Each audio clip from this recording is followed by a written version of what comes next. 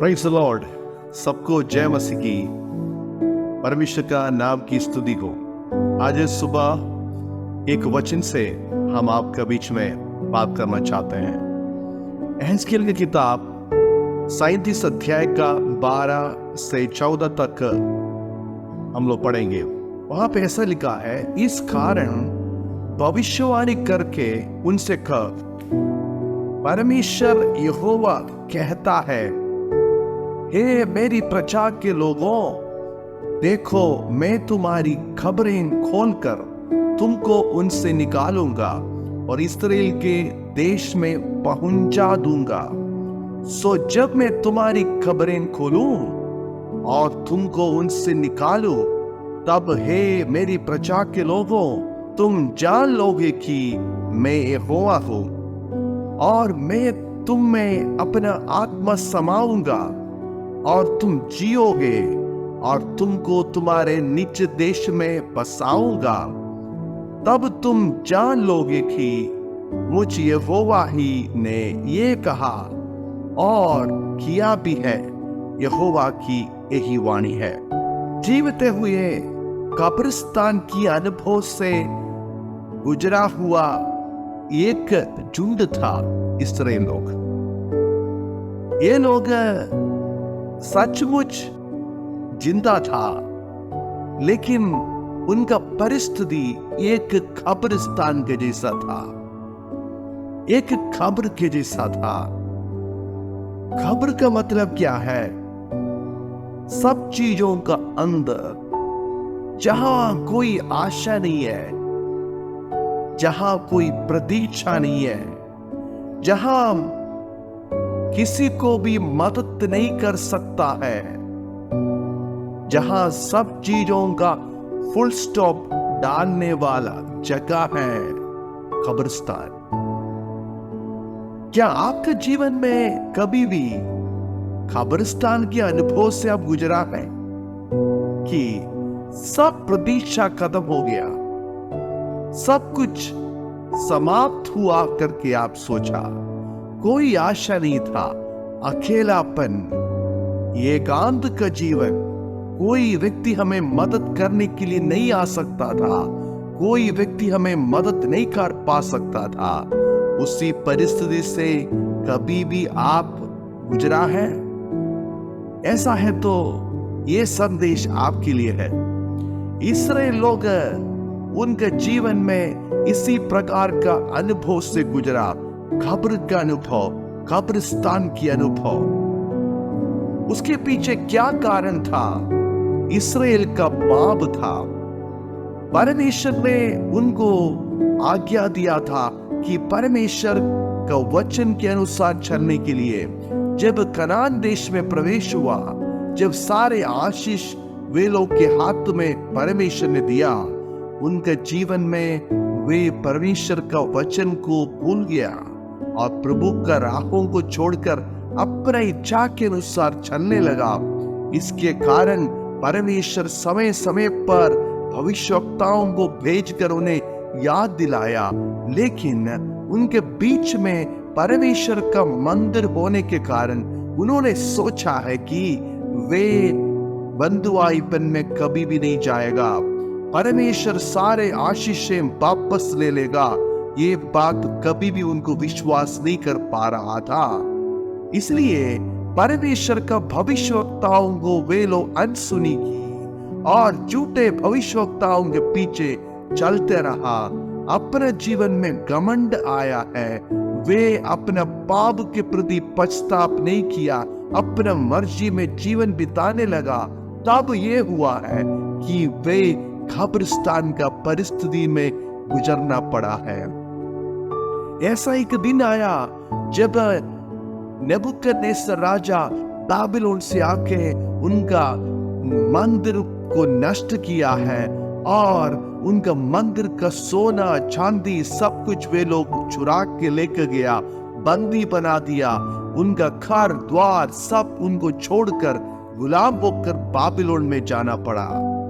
बाबिलोन में रहने के समय 2 बार वे उसके विरुद्ध में बहुत प्रकार की योजना बनाया, नेबुकदनेस्सर के विरुद्ध में लड़ाई करने के लिए कोशिश किया, योजना बनाया था, लेकिन उनका योजना सफल नहीं हुआ है।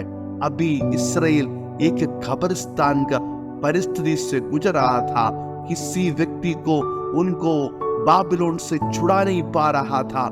आशा खत्म हो गया है, सब रास्ताएं बंद हो चुके हैं। मानवीय तौर से कोई व्यक्ति उन्हें मदद नहीं कर पा रहा था। उसी परिस्थिति में परमेश्वर इस्राएल लोगों को एक वायदा दे रहा है। वायदा ये था, 70 साल के बाद परमेश्वर उनको बाबिलोन से वापस लेके आएंगे। लेकिन मानुषी तौर से ये बिल्कुल मुश्किल था, क्योंकि बाबिलोन से किसी को भी बचा नहीं पा सकता था, क्योंकि उनका परिस्थिति कब्रिस्तान का जैसा था। लेकिन परमेश्वर ने कहा, मैं तुम्हारा खबरों को खोलूंगा और उससे निकाल के वापस अपना देश में लेके आऊंगा। और जब मैंने तुम्हारा खबरों को खोलूंगा तब तुम जान लोगे कि मैं यहोवा हूं। और परमेश्वर ने बताया ये कैसे होगा, कि परमेश्वर की आत्मा आएगा, उसमें समाऊंगा और वे मरा हुआ परिस्थिति से जी उठेंगे, वो जियोगे और वो अपना निज देश में वापस लौटेंगे।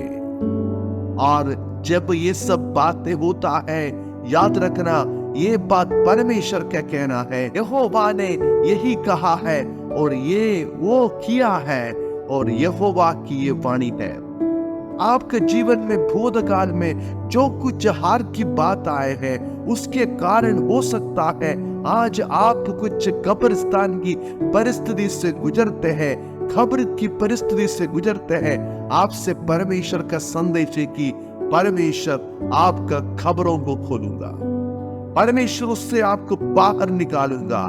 जो चीज आपके लिए मुश्किल लगता है, असंभव है, वो द्वार परमेश्वर आज खोलने जा रहे हैं। आपके खबरों को खोलकर आपको वापस लेके जाएंगे, क्योंकि प्रभु ने जो वायदा किया है वो वायदा को पूरा करने वाला है।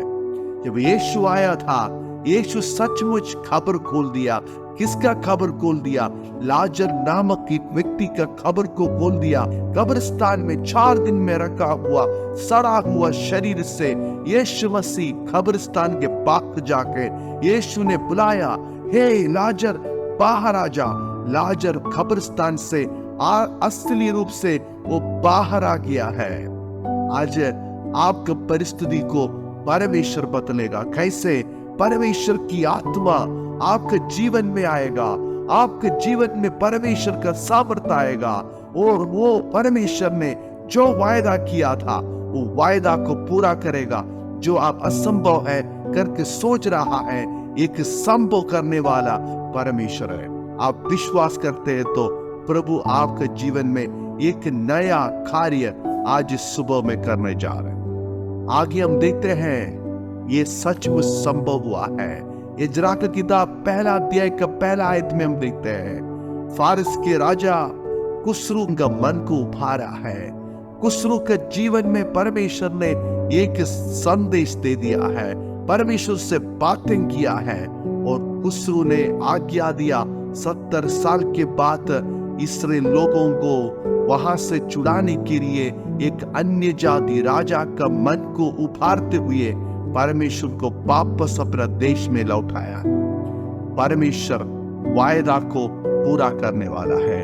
आज आपका परिस्थिति क्यों ना हो कब्रिस्तान के जैसे निराशा में डूबे हैं, तो प्रभु यीशु आपके जीवन को एक नया अनुभव में आपका खबरों को खोल के आपको बाहर निकाल के अपना महिमा के लिए इस्तेमाल करने जा रहा है। आज सुबह परमेश्वर पर विश्वास करने वाले हमारा भी एक आशा है कि एक दिन परमेश्वर यीशु हमें ले जाने आएगा, और यीशु हमें ले जाने के लिए जल्दी आने वाला है। नहीं है तो हमारा मृत्यु होगा। हमारा मृत्यु हो चुका है तो भी परमेश्वर कहते हैं जो मसीह में मरे हैं वो जी उठेगा। हमारा खबरों को प्रभु यीशु मसीह का तुर ही फूकने के समय हमारा खबरों को खोलकर हमें वो असली रूप से बाहर ले आके अपने पास जहां वो बैठते हैं वहां हमें भी बैठाने वाला परमेश्वर है। आज इस परमेश्वर पर भरोसा रखें। आपका परिस्थिति क्यों ना हो, आप अभी निराशा में हो सकता है, आपको मदद करने के लिए कोई नहीं होगा, आपको बचाने के लिए कोई नहीं होगा, आप एकांतता में जीवन बिताते होंगे, आप सोच रहे हैं ये मेरा जिंदगी का समापन है, समाप्त है, यहाँ फुल स्टॉप मैंने डाला है। जहां फुल स्टॉप डालते हैं वहां एक वाक्य समाप्त होता है, लेकिन उसके बाद एक और वाक्य और बहुत सारे वाक्य परमेश्वर लिखना चाहते हैं। जहां हम फुल स्टॉप डाला वहां से परमेश्वर अपना कार्य शुरू करने जा रहे हैं। यदि विश्वास करेगा तो आपके जीवन में आज का दिन एक नया कार्य पवित्र आत्मा करे, इसके लिए अपना जीवन को समर्पण करें। इस वचन के द्वारा परमेश्वर सबको आशीष करे। धन्यवाद। जय वसुकी।